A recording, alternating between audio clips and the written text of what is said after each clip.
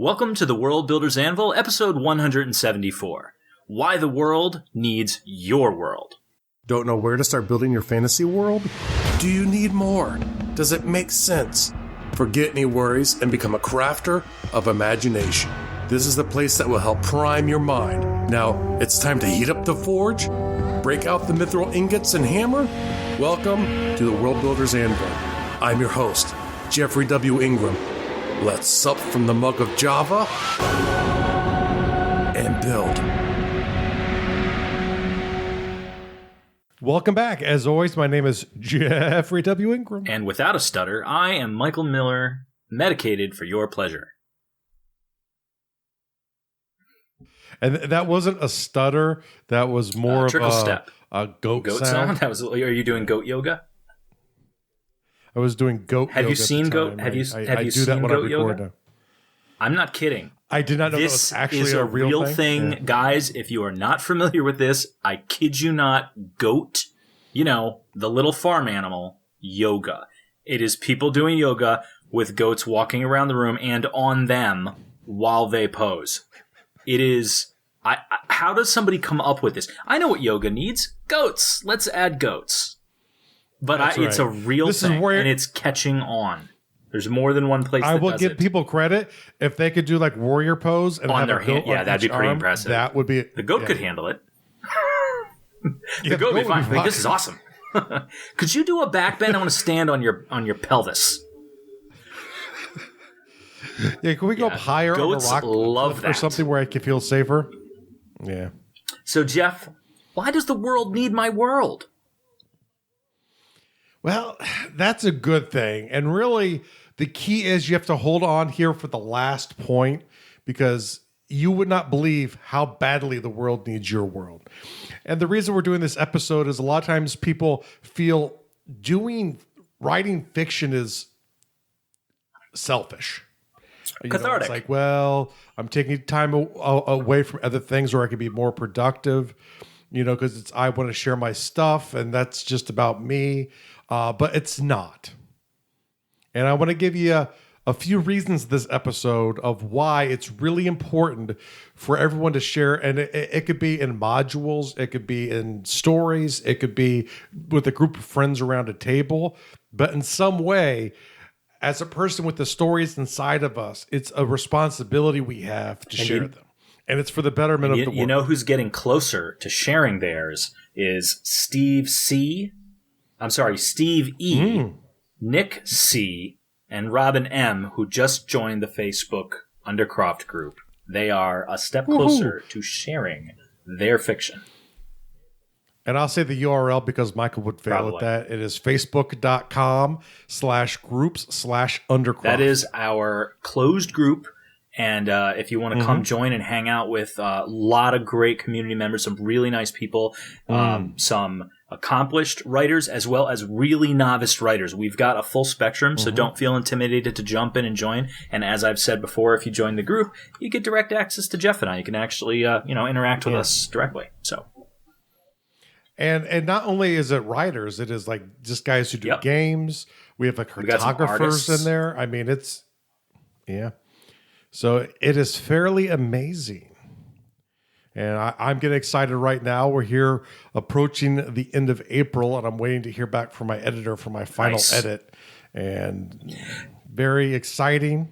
I'm actually hesitant to. You can just edit this out if you want to. I'm hesitant to ask, but can I read? It's behind schedule. No, can I read it? No, I can't. I have to wait like everybody else. Well, you've never even offered it to me, and I didn't know if that was. I've never offered it. You never offer. No. Well, now who's being selfish with their fiction? You. Me, because I want the last point to be true for everyone. Because I'm an evil game master. Oh my god! Media mogul. Okay. Evil media mogul. Yes, I'm an evil media mogul. Yes. But no, in the future, though, I'll be using the group and my email list to try and get like beta readers and stuff like that, which I didn't do a great job with this time. But, I've had several people read it and, they all love it. And if you're going to be looking for some action-packed, but a bit twisted fantasy, But it'll seem normal, but it won't be. Trust me. Trust me. Don't trust him. He lies. That's Can't trust him. Don't trust him. Listen to him. Read him, but don't trust him. That's a bad plan. Yeah. Yeah, I made a comment somewhere. I was like, yes, everyone needs to buy books, like fantasy books this year. Just ones that were released around summertime this year, early summer. Yeah. That will be coming out this summer. People need to buy those books. But yeah. So that's a later date. Yeah. But yeah. Why do people need this stuff? Why is it not selfish? And why is it actually, it's selfish to not share your stuff? It's selfish to keep it to yourself. And that's kind of nutshelling part of it. Mm-hmm. I'm looking at my first bullet point. I have no idea what it says. More than possible fame and less than possible fortune. Yeah. I believe is what you intended. Okay. Yes. Yeah. Okay. Now I know what I was talking about. I was here. Okay. So the idea is when you're writing books, even fiction books and even genre fiction books, even if it's just like some action romp kind of book that, doesn't intellectually spread, the art of literature, and doesn't get its own NPR episode, there are things beyond just becoming a famous writer or hopefully making some money at your book and not losing money with your book, because you're probably not going to become rich writing books. You can, but you're probably not. Odds are stacked highly against you there. Don't be discouraged. You might become famous. A lot of people out there are going to get rich writing books, and it could be whoever's listening. It could be. Yeah, but usually that's from the movie deals. So, or you get your own HBO series. That would always work too. But the thing is, you can make livings writing. You're not going to become Bill Gates writing, unless you're really lucky.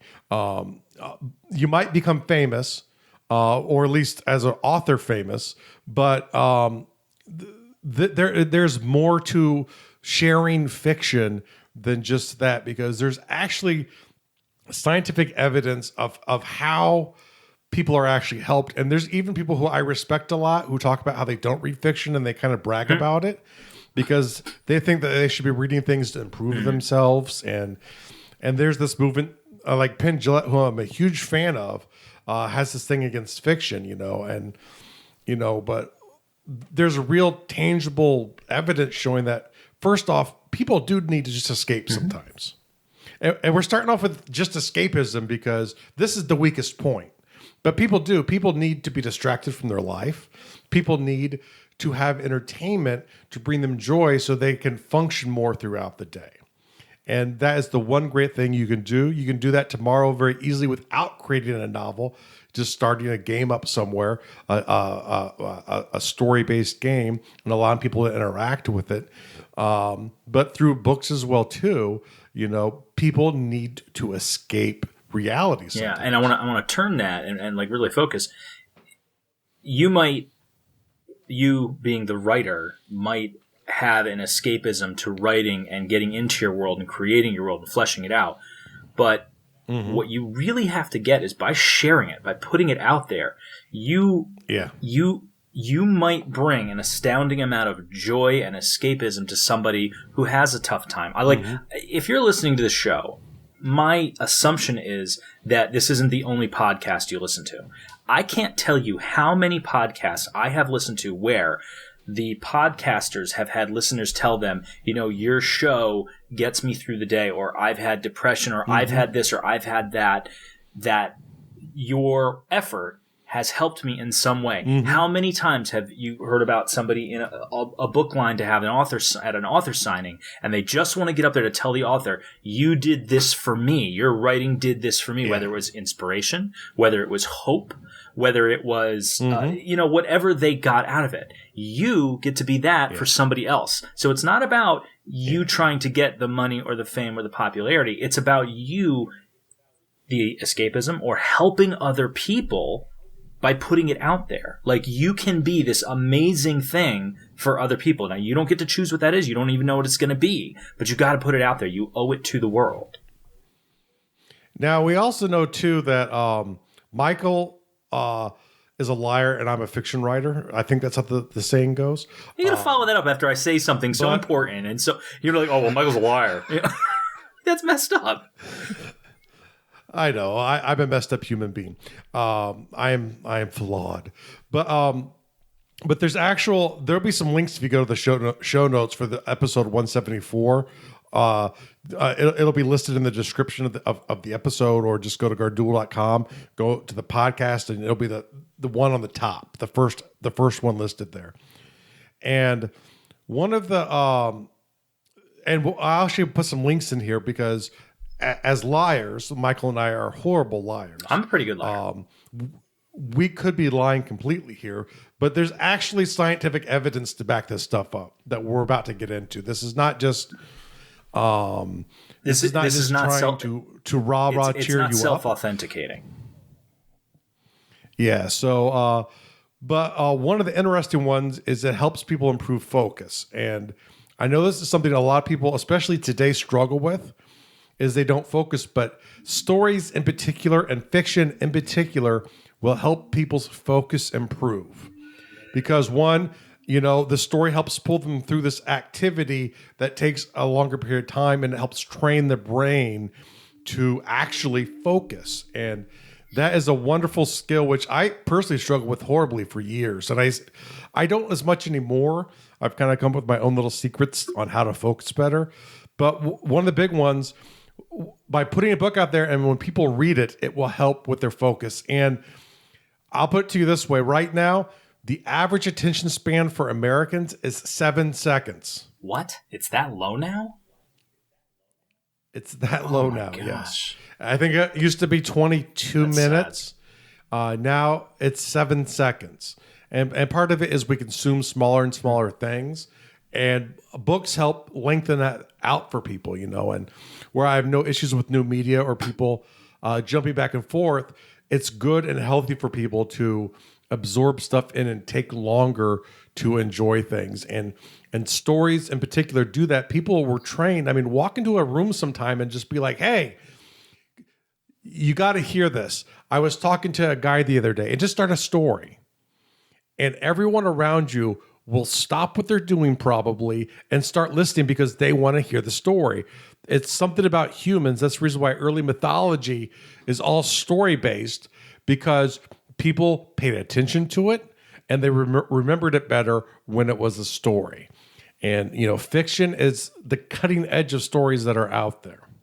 And that's also that has a great basis in neuroscience and about memory and mnemonic devices. The brain actually works memory-wise better with something that's complicated than with something that's simple. So with it's easier to remember a story than maybe one or two or three details from the story. If you were just given those details, you'd be like, yeah, but that's a lot less information. Like, yeah, but with all that context, it's easier to remember that information. Yeah, I've been doing a lot of neuroscience crash coursing over the past few months for my other podcast, and it got me interested in looking in the benefits of fiction directly.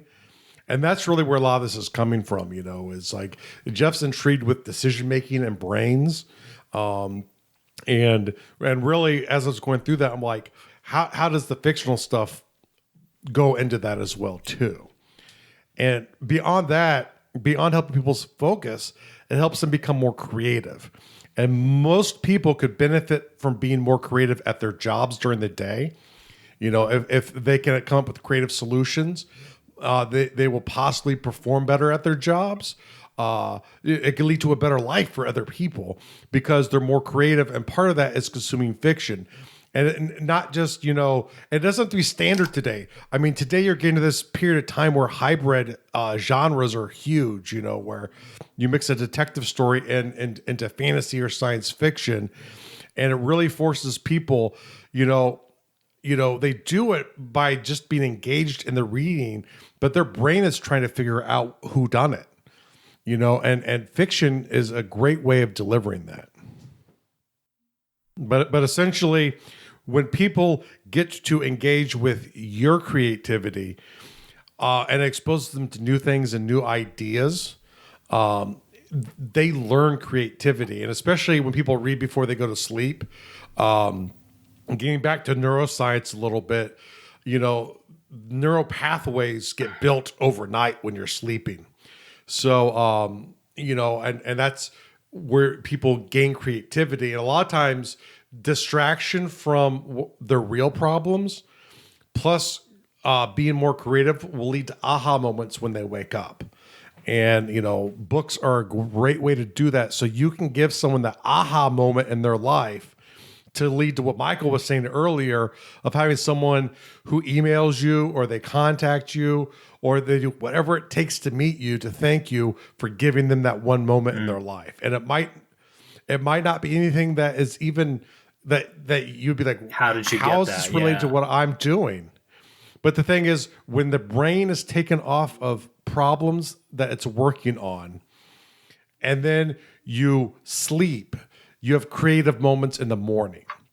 And reading helps strengthen the brain trying to create creative pathways through the neurons. So you're aiding this process in people. You're making them more creative by sharing your creativity. Not only that, if you're we were talking about this earlier today about how children develop, and it's the same relationship. Like if you have a child and you raise them in an environment where it's all anger and aggression, then they're not raised in an environment to have the toolbox to have coping mechanisms and have all the different utility emotions and skills to handle things. Well, let's say you raise them in an environment where they have nothing. There's no love, there's no aggression, there's no positive, there's no negative. Well, now they're trying to come up with things in a vacuum. Well, that's the same thing with writing stories. If you've got somebody who, even if they're a very creative person, if they don't get exposure to something, well, then they're trying to create in a vacuum.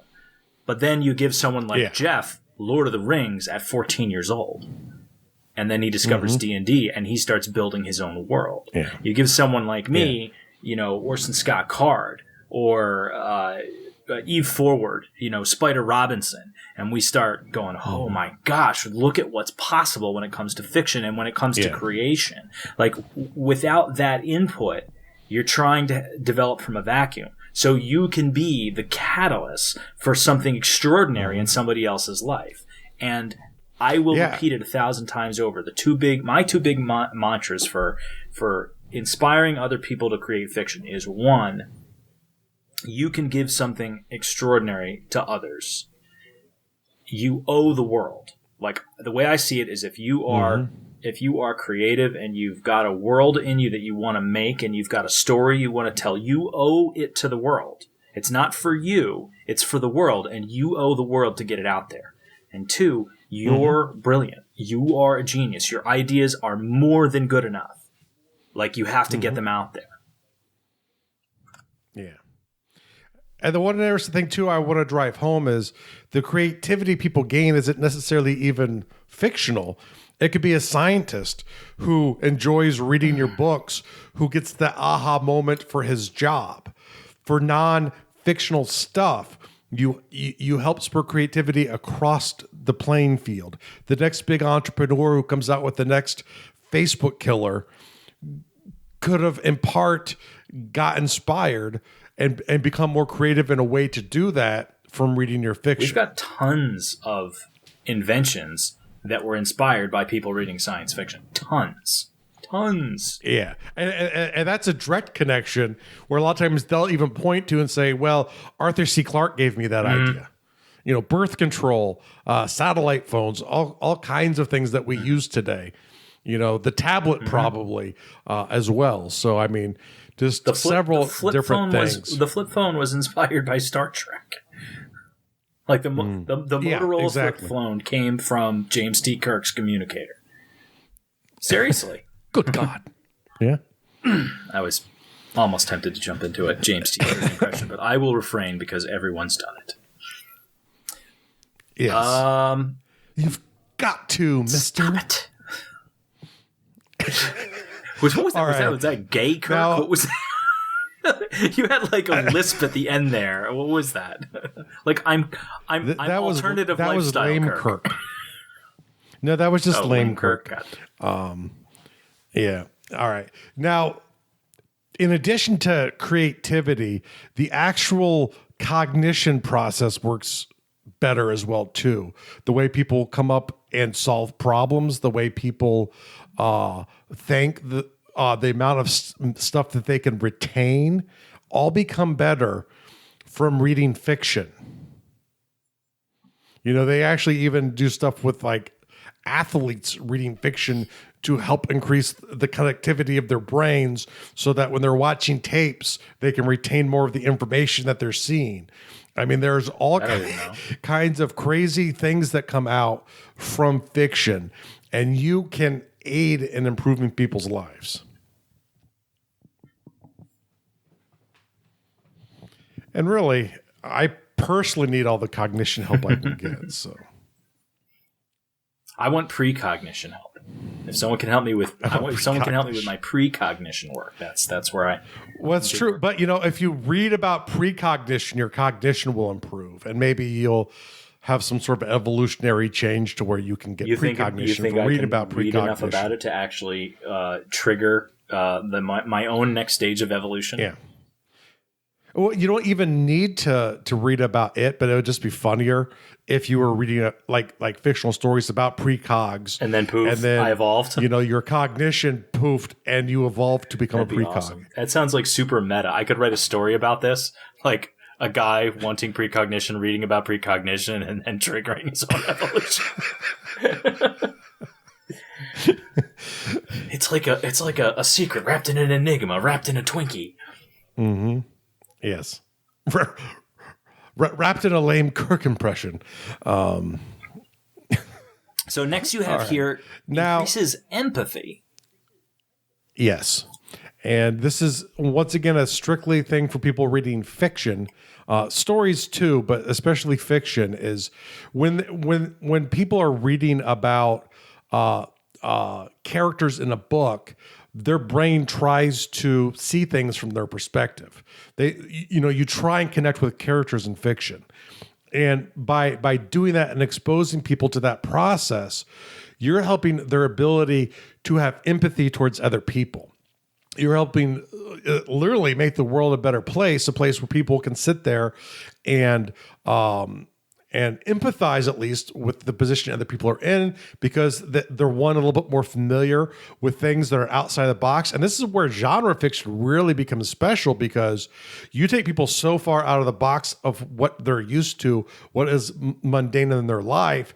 You expand their brain to be able to intake radically new and different ideas by just sharing a story about two orcs beating up a goblin. How wonderful is that? Well, what actually immediately comes to mind for me is World War Z. For those of you that haven't read World War Z yet, always to the zombies. Always to zombies. Well, the reason I bring it up is because it's one of these books that it's told through the eyes of many different perspectives. And I've read books like this before where, part of the book's from this person's story, part of the book's from that person's story, or it might be an anthology. But this book in particular, you've got perspectives from characters that are different nationalities, different genders, different ages, different sociological and economical backgrounds. And the thing that's amazing about this is all written by the same person. It's not like it's not like an anthology where it's coming from a bunch of different writers. It's all from one person's, one writer's, head. But the perspectives feel genuinely unique, and you do feel like you're getting into the head of a different person. And I find that impressive. I find that important to read, because you are getting, if you've ever met someone from another country, there's immediately a difference. And it's not just like, oh, they have an accent and they come from a different culture. But just because they grew up in an environment completely foreign to yours, their approach to the world and their perspective to the world and how they relate to you and everything around them is going to be different. And it's perceptible. And when that comes across in a piece of writing, you get to share something. And even if you're sharing it with someone that, like, you wrote it and you're sharing it with your neighbor who grew up in almost the exact same experience, because they're not you, they're going to pick up on something that is not something they could have picked up on without you sharing it with them. So, like, when it comes to, like, the world perspectives, you get it out there for other people to experience something, and it might be something little that they pull out of there, but it's worth them pulling out. Like, I kind of chalk it up to, like, fool's wisdom. Like, sometimes you'll say something that for you is a throwaway statement, but for someone else, it really makes a connection and changes their life. Mm-hmm.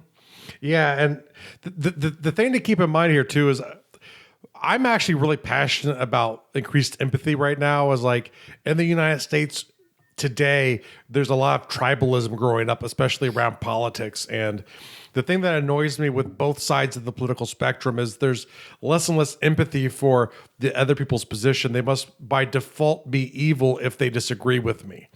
And literally people are saying, like, you know, you're un-American, you want to destroy the country, on both sides to each other.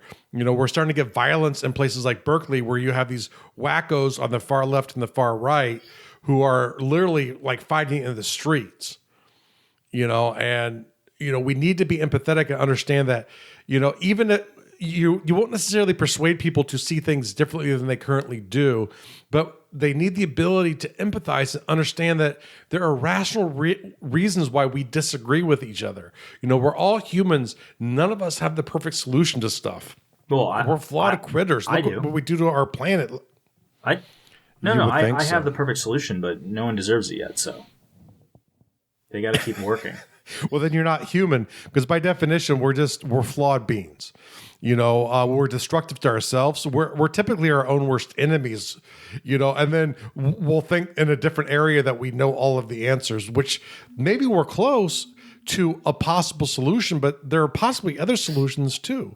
And we don't know that. But empathy is one of the greatest gifts that you as a writer can give the world, and you don't have to try. And I don't like preachy books where they're pushing down political persuasions down people's throats and stuff like that, although there are some that are well loved. But I do believe that just the simple act of having a conversation between this older character and this younger character, and some of the problems that you have today get filtered in with those characters, helps people understand each other a little bit better. And I don't think anything negative can come out from understanding each other a little bit better, even if they are wrong. Well, I think I totally agree with what you're saying about, we are our own worst enemies, because I would definitely call you my worst enemy. So, I think that's... Oh, yes. Well, that's because you're sick of losing all of the time and all of the ways. Well, it's not fair that you take experience away from me. Like, when I get experience, I should get to keep that, and you're always taking experience away. So it's not fair. Hey, I was thinking maybe we could do something with the experience that we're handing out with everybody. Maybe we tell everybody that they have to, like a good honor system, they have to be honest and keep track of it themselves, but keep track of it. And you start assigning points when you say extra XP, and then maybe we actually have it mean something at some point, or we have them, there's some reward or something. I agree with that statement. We'll have to explore how and where and why to use this, because I do love giving out XP, except to you. Even though I should try get to have a no lot. empathy towards Michael. Well, whatever. Even bad experience is still. But now experience. there's actually something that you can more immediately help with people than increasing their empathy, though. And this is a study I ran into, which actually sparked this whole episode, which to me shows why all of these other things that we told you are so important. And it was really a study where they were studying how well people tolerate boredom. In this study, they took a group of people and they placed them in a room, and they were told to think about themselves. They had no phone access. The only optional thing that they had was a device that was quite clearly labeled, and the only thing you could do with it was give yourself electrical shocks. And this might be shocking to some people out there, but it's actually not shocking to me at all. It appears that people prefer electrical shocks over being bored. And so, you know what? Maybe if you're not the perfect storyteller, you're probably better than people give themselves electrical shocks. All right? I find that like hysterical, but also like I believe it. I totally believe it. Yeah, that's one of those where I read it and I'd never thought it was a lie. I hadn't considered it until I read about it. But people are literally in rooms so bored that they find the idea of giving themselves electrical shocks more appealing than just sitting in a room. Being an electrician, would not be pressing the button, but I also am quite good at entertaining myself. So, yes. And this is why if you help improve their creativity, they can make up stories in their own mind, maybe. So you're increasing their creativity, and since you've helped their cognition by writing, they'll make the decision that I'm here, but if I make up a story, that might be better than giving myself electrical shocks. I would also hope that at the very least, if they're stuck in a room, that they might get stuck in a room with your fiction and an electrical shock button, and thus they would have something good to read instead of pressing that button. Oh. And if I lost to the button in that scenario, I would be like, I need to work. I need to do another draft. So we had to test out if your book's ready for the market. Your choices are read Jeff's latest novel or shock the crap out of yourself. Shock yourself. Wow. Look at him shock himself. I'm going to give you a rusty nail. You can jam it in your eye or read Michael's new zombie tale. I'll take the nail. Oh, back to the drawing board. But, really, we're having some fun with this, but we're talking about some real serious things. The bigger point there, I know we're having fun with it, but like the bigger point there is obviously that we crave to be entertained. We crave it so much that we will take pain over nothing. Which means there's an audience for you. There's always an audience for you. Yeah. And storytelling is humans' oldest form of entertainment. Well, maybe second oldest form of entertainment. But, it goes back a really long way. And I know, I have to see if I can find this. They did a study on storytelling because people question whether or not stuff like the Iliad could have been an oral tradition, because it's really long. And they just didn't think people could come up with that much stuff on the fly in an illiterate society because it came up during the Greek Dark Ages. And so no one could write at the time. So it took a few generations before it got written down.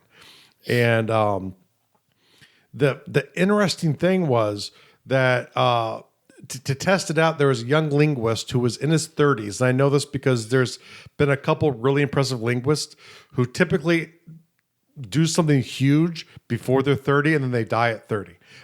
So be careful if you're a linguist who does something really impressive before 30. Be very careful until you get to like 40. Just be very careful.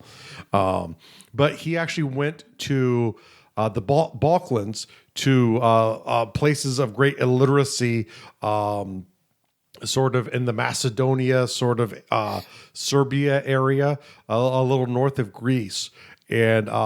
And found these guys who were illiterate, but they were storytellers, and they made a livelihood going town to town.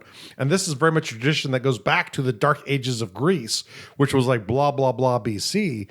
Obviously before 500, BC. And just is like, okay, just start telling me a story. And I just want to see how long you can do it. And then like a couple weeks later, it's like, oh, okay, stop. No, just stop. A couple of weeks later. All right. You've proven your point. You can stop, But, some people are better at telling stories. But the thing is, people crave stories. That's the reason why most good marketing today is storytelling as well, which is why authors should be the best people at selling their books, because good marketing is storytelling.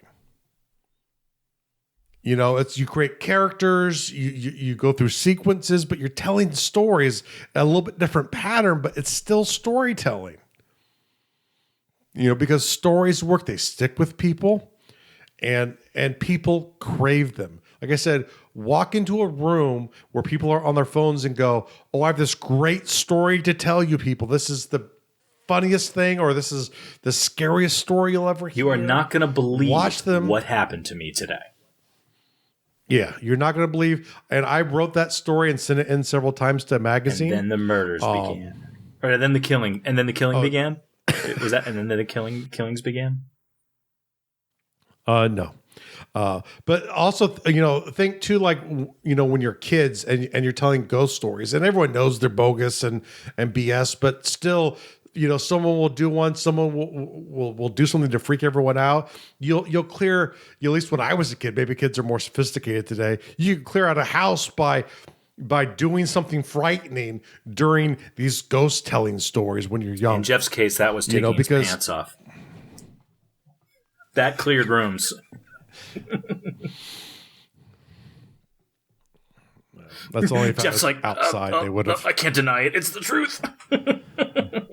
But I was actually outside of the time, so they were running to me, so it's okay. Because I'm just so pretty. I'm pretty. This man cannot be but William really, Wallace, for I am prettier than he. I definitely could not be William Wallace. I just showed that to Sarah the other day for the first time. But the thing is, the real takeaway I want you to walk away from here is it's not selfish to tell fiction, to share your imagination. It literally can help people. And I know my friend Michael here, who I tease a lot, one of his big things is to tell people with confidence. And you got to be confident about this, because you need to internalize that sharing your stories, whether they're at a game table, they're with a group of friends in real life. I mean, in real life where you're talking to them and looking at each other, or if it's through a book or through a YouTube video or however you want to do it, share your stories, you need the confidence. And part of that is knowing that it's not really just selfish of you to share your imagination. It will benefit the people who hear it. So go benefit some people today. I want to add, but I mean, that was all really the best points. Like, share with people. Just share yourself. Yeah. Mm-hmm. Share your stories. You're going to change people for the good. So now, Michael, what is the World Builder's task of the day? Today, the World Builder's task is to plan 3 hours a week to world build and to storytell. So 3 hours a week. We're not asking for a lot of time here. That's like less than a half hour a day. And the reason I'm starting to connect these together more often is, to me, world building is an extension of storytelling. But to some people, they use world building as a way to avoid the storytelling part because they're maybe more afraid of sharing. But it's really one act. You're world building to tell stories. Largely, unless you're doing it like professionally. And if you figure out how to do that, let me know. But go out and, just 3 hours a week. Just find 3 hours and go through your calendar, figure out when the best times are. Is it in the morning? Is it in the evening? 3 hours. And just plan to world build and storytell. Create frameworks of stories. Try and fill them in. Create some. Test them out on people. See if they like them. Make improvements. But that's the way we get better, is by doing. And if you're not the best writer, by writing more, you'll get better. If you're not the best storyteller, telling more stories in any fashion will make you a better storyteller. These are key things that can help you outside of your creativity, because they make you more creative, which could help you if you have a day job. And you have to deliver good ideas to a boss occasionally. Being creative helps you do that. Being confident in your creativity allows you to do that effectively and maybe get a pay raise someday. But now, on top of that, we're going to issue a real world task challenge. Task challenge! I'm going to have to immortalize that clip. Okay. Now, I understand that there are always reasons, rough days at work. You're just not feeling it right now. There are reasons that when you get to those hours that you've set aside to world build or storytell, even if it's just a game, I don't feel it today. I don't feel good. Do it for 15 minutes. Take a picture of yourself at your computer doing it. Go to facebook.com/Gardul Stories. That's GARDUL Share them there, or at JEFFERYWINGRAM on Twitter. I will share them out. I will heap praise on you, and I will ultimately issue a winner who will receive bonus XP, which we still have no actual prize for. But, I will give out bonus XP for people who actually share these out. Share them to me on Twitter. And if you go to the show notes for this episode at Gardul, GARDUL.com, and you can get to my Twitter or to the Facebook page from there, or just search for Gardul. You'll see a picture of a strange man with a cat on his shoulder. That will be me. Just share them there. I will probably repost them out as the page. But just, share out these images of yourself, trying at least 15 minutes 3 times a week. So after a week, you should have 3 images there, and that would be awesome. If you only have time to share it once, that's fine, but just share them out. And, the thing is, you'll find that if you at least sit down and start for 15 minutes, that final chapter might still not feel right. Just keep writing it and writing it. You just got to keep doing it sometimes. And that gets you through those areas where you get stuck. So get out there and start 15 minutes 3 times. It's amazing how much you'll actually do if you actually commit the time. Like, you'll be like, if I got my 15 minutes, I'll just do my 15 minutes. And you end up sitting there for an hour. I've done that so many times. Like, it always surprises me how I make the time when I commit the time. But something that I'd be remiss if I didn't warn you about commitments. When you make a commitment and then you try to make good on that commitment, the first thing you're going to start running into is obstacles. So expect them. Mm-hmm. Expect that the first time you go to sit down and do your 15 minutes, there's something wrong with the sink and you have to fix the sink. Expect that when you go to sit down for your 15 minutes, that the kid needs some attention. And I'm not saying neglect your children and do your 15 minutes, but I'm saying you got to make the time. Your husband. You're always going to have an obstacle to that commitment. Thank you for sharing that obstacle. Do it anyway. Do the 15 minutes anyway. Mm-hmm. Also, I want to quickly shout out before we call it a day, the girls and guys over at Seize the GM. I've been having fun talking with them lately, and they shouted us out on their show just recently. So I wanted to further shout out them, and we will get shout out feedback, ping pong, like them shouting out outside. So go if you're looking to start GMing a game, go listen to Seize the GM. They'll help you with that. Mm-hmm. They will help you with that. They are the GM experts. Thank you so much for listening to the World Builders Anvil. We would love it if you would share the World Builders Anvil with 2 of your friends, and so would they. If they are unfamiliar with podcasts, then you get to introduce them to the wonderful world of podcasting by showing them Stitcher or iTunes, or, best of all, just send them to our website, www.gardul.com. That's GARDUL.com. Now strike while the mithril's hot.